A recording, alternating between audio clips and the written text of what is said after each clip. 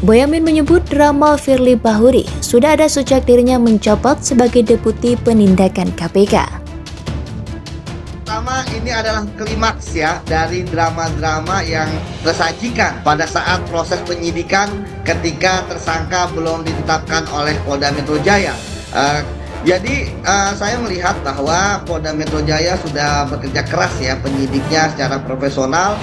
Iya, dulu kan zaman helikopter kartu kuning, saya istilahkan itu. Kalau ini hidup mewah lagi, rumah sewa tambah LHKPN, berarti kan kartu kuning kedua plus itu. Kartu kuning kedua plus itu kan berarti kartu merah. Mudah-mudahan ya maksimal untuk diminta mengundurkan diri, karena sanksi terberatnya kan hanya itu, diminta mengundurkan diri. Tapi apalagi nanti kalau ada di dalamnya dugaan gratifikasi, sebenarnya helikopter dulu juga gratifikasi karena dapat diskon dan terafiliasi dengan perusahaan yang sedang jadi pasien KPK. Karena etik itu kan cepat aja mestinya, ini kan dengan saya diundang ini berarti mereka serius dan mudah-mudahan bisa lebih cepat, dan sebelum ada proses-proses pengunduran diri kayak Bu Lili itu kan malah repot lagi.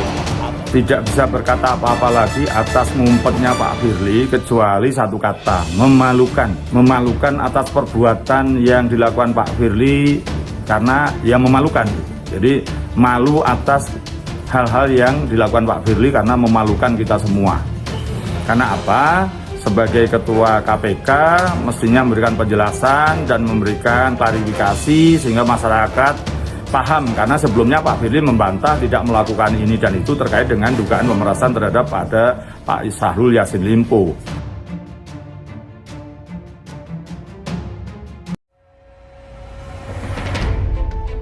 Itu dramanya sudah sejak zaman Deputi.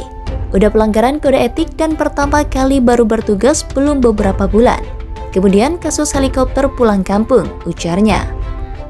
Boyamin menuturkan kasus helikopter pulang kampung bukan sekedar pelanggaran kode etik terkait bergaya hidup mewah, tapi ada unsur gratifikasinya. Karena helikopter tersebut disediakan oleh perusahaan yang terafiliasi dengan kasus yang sedang ditangani KPK berdasarkan operasi tangkap tangan atau OTT.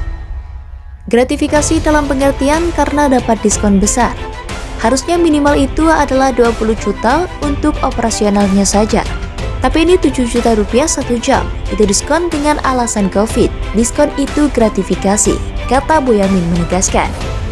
Selain diskon, lanjut Boyamin, dalam kasus helikopter pulang kampung tersebut juga syarat konflik kepentingan karena jelas-jelas disediakan oleh perusahaan yang sedang menjadi pasien KPK, dan kasus OTT tersebut sudah tahap penyidikan. Menurut Boyamin, jika bicara soal pelanggaran hukum, apa yang dilakukan Firly terkait helikopter pulang kampung sudah masuk perbuatan melanggar hukum. Boyamin pun menyesalkan setelah dirinya melaporkan pelanggaran etik Firly Bahuri ke Dewas KPK terkait helikopter pulang kampung dan dijatuhkan sanksi tidak membuatnya jerah dengan memperbaiki kinerjanya.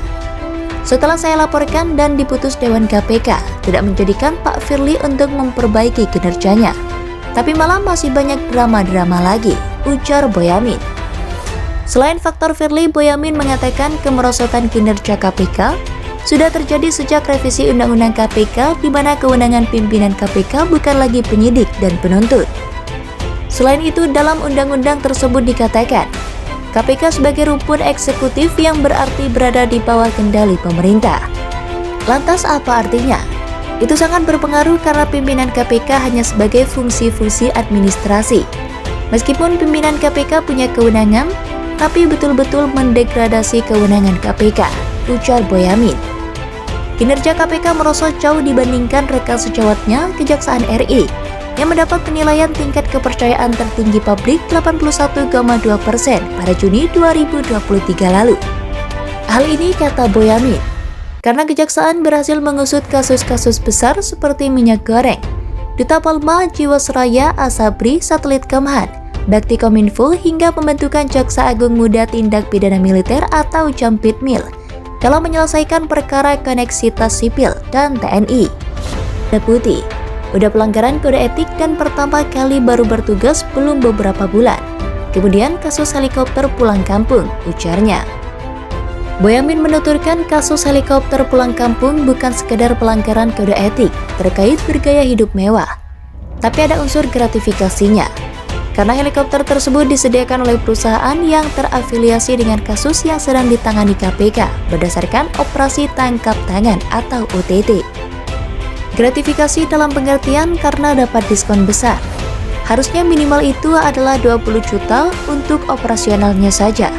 Tapi ini 7 juta rupiah 1 jam. Itu diskon dengan alasan COVID. Diskon itu gratifikasi, kata Boyamin menegaskan. Selain diskon, lanjut Boyamin. Dalam kasus helikopter pulang kampung tersebut juga syarat konflik kepentingan karena jelas-jelas disediakan oleh perusahaan yang sedang menjadi pasien KPK. Dan kasus OTT tersebut sudah tahap penyidikan. Menurut Boyamin, jika bicara soal pelanggaran hukum, apa yang dilakukan Firly terkait helikopter pulang kampung sudah masuk perbuatan melanggar hukum. Boyamin pun menyesalkan setelah dirinya melaporkan pelanggaran etik Firly Bahuri ke Dewas KPK terkait helikopter pulang kampung dan dijatuhkan sanksi tidak membuatnya jerah dengan memperbaiki kinerjanya. Setelah saya laporkan dan diputus Dewan KPK, tidak menjadikan Pak Firly untuk memperbaiki kinerjanya. Tapi malah masih banyak drama-drama lagi, ujar Boyamin. Selain faktor Firly, Boyamin mengatakan kemerosotan kinerja KPK sudah terjadi sejak revisi Undang-Undang KPK di mana kewenangan pimpinan KPK bukan lagi penyidik dan penuntut. Selain itu, dalam undang-undang tersebut dikatakan, KPK sebagai rumpun eksekutif yang berarti berada di bawah kendali pemerintah. Lantas apa artinya? Itu sangat berpengaruh karena pimpinan KPK hanya sebagai fungsi-fungsi administrasi. Meskipun pimpinan KPK punya kewenangan, tapi betul-betul mendegradasi kewenangan KPK, ujar Boyamin. Kinerja KPK merosot jauh dibandingkan rekan sejawatnya Kejaksaan RI, yang mendapat penilaian tingkat kepercayaan tertinggi publik 81,2% pada Juni 2023 lalu. Hal ini kata Boyamin, karena Kejaksaan berhasil mengusut kasus-kasus besar seperti minyak goreng, Duta Palma, Jiwasraya, Asabri, Satelit Kemhan, Bakti Kominfo hingga pembentukan Jaksa Agung Muda Tindak Pidana Militer atau Jampitmil dalam menyelesaikan perkara koneksitas sipil dan TNI.